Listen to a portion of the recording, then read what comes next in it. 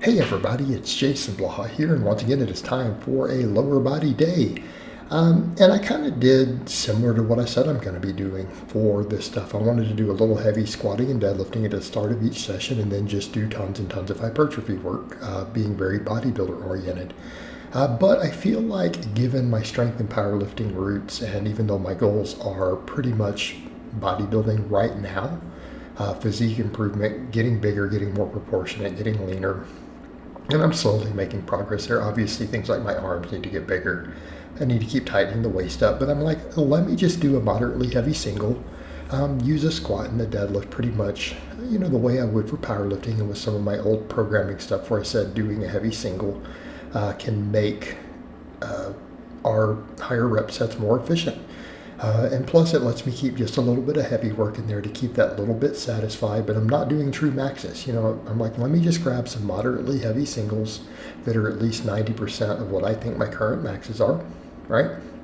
So I just did a 415 squat and 545 deadlift, and I did them full powerlifting style. Then I went into all my supersets, and this is where stuff gets a little bit different. I figured out I could do leg extensions today on my reverse hyper. Now, it kind of rubbed my ankles raw, and it's kind of hard to find the right loading, but I think I'm moving in the right direction with it. But let's cover the other stuff first. So I started off with trisets of glute ham raises, belt squats, and standing calf raises. Okay, so I did these as a circuit pretty much. And again, you don't need much time between, because these are fairly hard 10 to 12 rep sets. But because you're doing other movements, I'm doing 2 other movements between. I don't need much time before I repeat the circuit. It can be done fairly fast. So I decided today to go ahead and drop back down to about 10s on the belt squats. Try to take a stance just maybe a hair narrower than my back squat. Focus on building quads and adductors. The other thing, though, I have to look at, I feel like my quads do need a second angle. All the squat pattern stuff, it's nice and it can work a lot for quads, but I mean, if I really want to maximize development, I do think every muscle needs 2 real working angles. They really do. So like even hamstrings, I can do glute ham raises and reverse hypers, so on. But I had to put some thought into that, and I'm like, I think I can make it work. Let me see if other people are doing it, and I found absolutely a quick tutorial of someone with my exact reverse hyper, and they were making it work. Now, you guys will see I had to do something different to get it set up. And I think once you guys see me up there at all of 215 pounds, people realize how big these dang reverse hypers are. The Rogue ones. It's hilarious because people get one. Every time I've had a client buy one, they buy it and they're like, oh my God, this thing is a tank. They're like, where am I even going to put it? Once they start putting it together. Like, they are way, way, way, way, way bigger than you think they are. Like, most people have an idea of how big it is, double it. But for the calf raises, I went ahead and just using the squat bar, because I have it set up already. I'm using my Texas squat bar that I use for the squats. I left 2 plates on each side and just did my calf raises. And they actually, the first set, I'm like, oh, am I really doing enough reps? And then I got a couple sets in. I'm like, oh yeah, they're getting real hard. I didn't think I'd finish the last set. All right, but the belt squats, again, these felt a little better doing 10s, because one of the things I noticed when I went up to 20s, it feels like a point where I'm just pumping reps and I'm losing rep quality at a certain point, and that's not good. I really need to be focusing on the rep quality, getting quality reps in. Now, one of the things I'm going to note, look at my calves. And I'm not saying, no, I think they're getting bigger. As I'm looking at this footage, keep in mind, I've had big calves just from squatting and all this stuff in the past, and genetics. A lot of times people are like, why don't you train your calves? I'm like, maybe I should. If I'm going to talk about actually getting aesthetic, I need to train everything. I mean, this is a point where I'm kind of like, I'm doing 2 different types of curls every workout. We're doing calves from both angles now. Yeah, I mean, let's go ahead and do it right. If we're going to do these things, let's do it right. And yes, I am fully aware, again, as people point out, my arms do need more work, although I've gotten compliments. People are like, yeah, they're definitely growing. And they are a priority. I feel like my biceps are still going to be the biggest priority. They need to be. Obviously, my back doesn't need to be, but I'm not taking pull-ups out, guys. that was the one thing, with the back movements that I've had to think about. I could change the pull-ups for chin-ups, but man, I like the back development I get off leaving one back dominant pull-in every week. Do my 10 sets of pull-ups, and I'll keep doing that. My back will probably keep growing. Because I feel my lats and everything massively on all my back movements. It's a thing I'm noticing the longer I train. That's why people are like, your back is always good, but it's what's going on. It's because I've just gotten to where I'm able to get a connection with my back on everything that I do. Some people don't like me mentioning that. I had some criticism of that. Someone say, why are you talking about feel? I'm like, hey, this is a different period for me, different time period. Okay. If we're going to do something, we're going to do it right. Just like when I power lift, I go all in. If I'm going to chase physique for a bit, I'm going to really focus on it. And that does mean I'm going to think about how muscles do feel. I do need to think about it. But yeah, these trisets are great because this is a lot of volume. I mean, I did 30 work sets today outside of the heavy singles of squats and deadlifts for my lower body. It was 40 for upper body yesterday, but there's a few more muscles involved. Even though lower body is bigger overall, people don't realize that. Your legs actually have more muscle than your upper body. People don't always seem to grasp that. I think it's because the rib cage distorts the perception.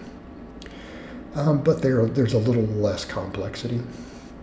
But I do like the trisets like that. And I like supersetting in general. All my upper body supersetted, but I like being able to do this stuff. And I couldn't triset the leg extensions at the end. I had to do some of that separate. But I do like it for these movements because it lets me come in, do my heavy stuff, and then pick these 3 exercises that work the entire lower body. Okay, because we have a squat pattern movement. And I wish I had a leg press at this point. I wish I had a leg press and a leg extension right now. I don't. But you know what? I got a belt squat and I got a reverse hyper. We're going to make it happen. But yeah, so it was 5x10 glute ham raises, 5x10 belt squats, using a fairly wide stance. And I think I can get away with that. People can argue, well, that might do a hair more adductor, but I still feel my quads massively. And I'm like, but let's go ahead and isolate the quads too. Okay, let's isolate the quads also. All right, and then we finished the circuit with the standing calf raise. So again, that gastrocnemius gets worked, and again, look at the calves. I feel like they're getting bigger. Is it just me? I mean, other people can chime in. I mean, they look bigger to me. Definitely when I'm training like that, and they get that pump. So a few weeks in, I'm starting to see some growth. But again, I have good calf genetics. But yeah, so glute ham raises, belt squats, standing calf raise. So I'm starting with the hamstring movement, even though, yes, my quads need work. There is something to be said for it creating better stability on some of your squatting pattern movements, okay? I definitely know some coaches and experts, like legit experts, who do feel it creates additional stability. And it's not like performance is going to be compromised because I'm doing a belt squat. I'm not trying to do a back squat here. I've already done a back squat and a deadlift. So again, just creating that extra pump creates some extra stability. It makes my knee joint feel more stable, right? It makes it feel more stable when I'm doing these. Because notice some people have talked about, you got a little hip shift, but notice you're not seeing it right now on these. I think getting that pump in the hamstring helps with that. Of course, by the time I get to the calf raise each time, my calves are already kind of pumped from the other movements. And I think that's something that can be said here also. Because I'm doing all this other stuff, maybe it doesn't matter that I'm forced to use light weights on the very last calf exercise, because my calves have got so much pump work going in, because squats do work calves. So the belt squat does. And you feel calves get worked a lot. That gastrocnemius feels like it gets worked on the glute ham raise. Not as much as the calf raise. Okay, here we go, guys. This is my first set ever trying, so I went really light. And I ramped this up, and I think I got to find the sweet spot, because I feel like I was almost cheating a little once I got other stuff on there. Once I got up to 3 of the red plates, which are 55s, I feel like 2 might be the sweet spot. The other thing that throws me off again, all right, look at how I look sitting up there. This is not even the most flattering position. what in the world happened? Am I actually starting to get lean? I mean, granted, I got the loose skin and the stuff around the love handle area that I need to keep burning down, but it's like, oh my gosh. As I was loading this footage and clipping it down for this, I was kind of taken back by this. Okay, I'm gonna be honest. I was not expecting to look like that. It's like, what in the world? Am I actually starting to almost look bodybuilderish? I guess so. Again, I have muscle dysmorphia, just like so many of us do, and I've had it pretty much my whole adult life. I've had body dysmorphia, so I can't see those things in the mirror, but I think that was shocking because I also saw myself climbing onto and off of the thing, and even as I slid down, I mean, granted, a little bit of love handle aside, I was pretty shocked at how I looked even sliding off the device. Like, wow, okay. So what we're doing is working. We, as in me, of course. Someone else complained they don't like me saying that. But there you guys see the calf pump again. So I kept adding weight, because the reps were a little too easy. They were a little too easy on this.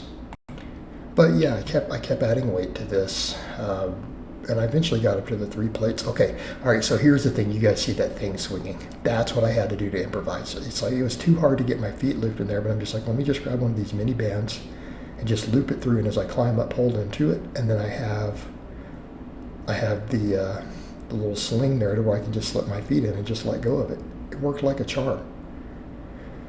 But here's the other thing. Look, again, I'm sitting here at an angle to where, everything is squishing forward and yet I still look pretty decent. So yeah, the waistline's tightening up. I mean, I am getting leaner. Yeah, so let's just keep running with it, guys. Obviously, some minor changes in diet happening. I'll discuss that further, in its own separate videos. But yeah, I am making some further adjustments to diet just for health reasons. And I'm very aware it will be perceived critically, but I think the thing that people need to keep in mind, when I'm doing different things in my diet, I am not telling everyone else what they need to do. And I've actually been advised by a loved one who's like, you've messed with every dietary approach over the years. I think specifically dealing with your autoimmune stuff, you should really just discuss all those in detail, because I do know how to do every single type of diet out there. That's why I'm critical of stuff like carnivore, by the way. That's why I'm so critical, because it's so dumb. It is so dumb, and I am someone who has 2 different autoimmune diseases, like diagnosed autoimmune diseases, and it's the stupidest thing I've ever heard of for it. You're gonna die and create health problems when there are other approaches that work better. But yeah. So I mean, I'm going over to pretty much plant-based, and I've done that before, and I know how to make it work. And that's the thing. Again, if you have enough nutrition knowledge, you know how to balance these things and avoid deficiencies, and the weak points in every dietary approach that we follow. Okay. But yeah, all that stuff is going good. These other movements, though, again, leg extensions, seated leg stuff. Notice my ankles, by the way. Yeah, they're bloody. So I do need to figure out what I'm going to do about that. I probably just need to put some long socks on when I do those. That will probably be the solution. I'm going to try that next time. Because, yeah, it rubbed my ankles raw. All right, sometimes we got to bleed a little bit for those gains. It happens. Part of the game. It's like my hands bleed sometimes from deadlifting. You guys have seen them bleed before. I think one of the worst ones I had as far as gym bleeding. You guys remember when I did that 500 pound for 11 rep set using the deadlift bar and those straps? My hands were bleeding after that. It happens, man, It's just part of the game. That's the funny thing. You get people who are like, oh, that's hard. It's not hardcore, dude. It's just part of lifting. It is what it is. Make it into something it's not. Okay? It's not hardcore. And I get people who say that. They're like, you do this year round and you vlog it and you're disciplined. I'm like, because it's just my lifestyle. I'm doing what I love. It's not hardcore. You want to know what's hardcore? A single mother working 2 jobs trying to support her kids. All right, that's hard.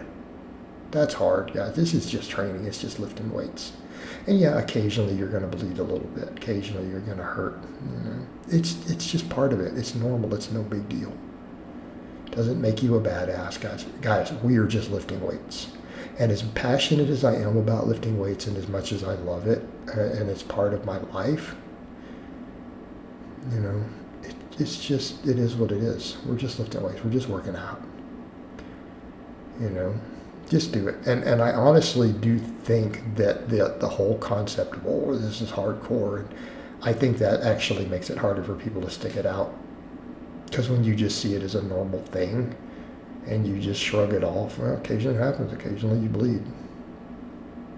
There's no psychological negative. You know, it's just, you move on with it. Right? You just get used to these things. I mean, you got to be comfortable with being uncomfortable to some extent. I mean, if you're going to do this the way that I do.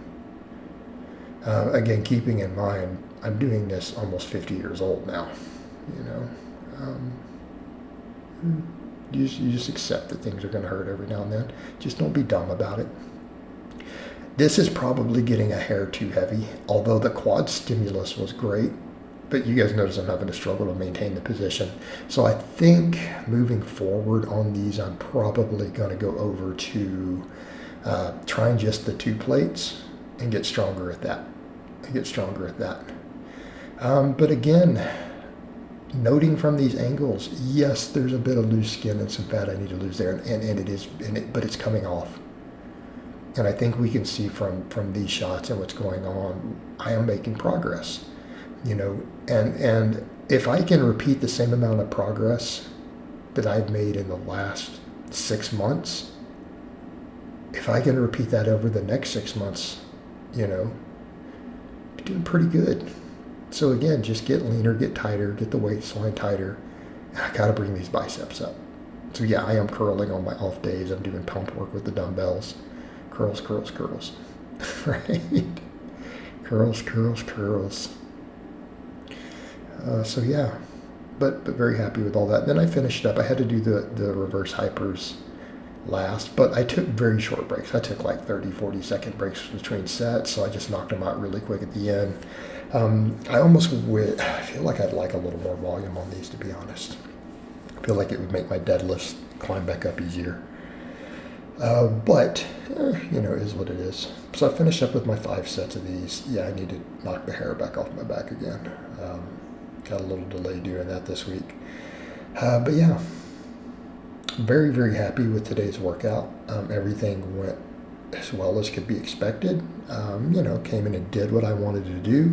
I feel good. I'm not really sore or fatigued from any of it, even though it was a lot of volume. I actually feel really good afterwards. Already had my post-workout food. I've been eating it while I've been sitting here vlogging. So I've been pausing. You guys don't hear me pause to eat. Yeah. So yeah, everything went good today. I'm just going to quit talking. You guys can watch the rest of the reverse hypers if you like. So I hope it's been informative. I love all of you guys and gals, and I will talk to you next time.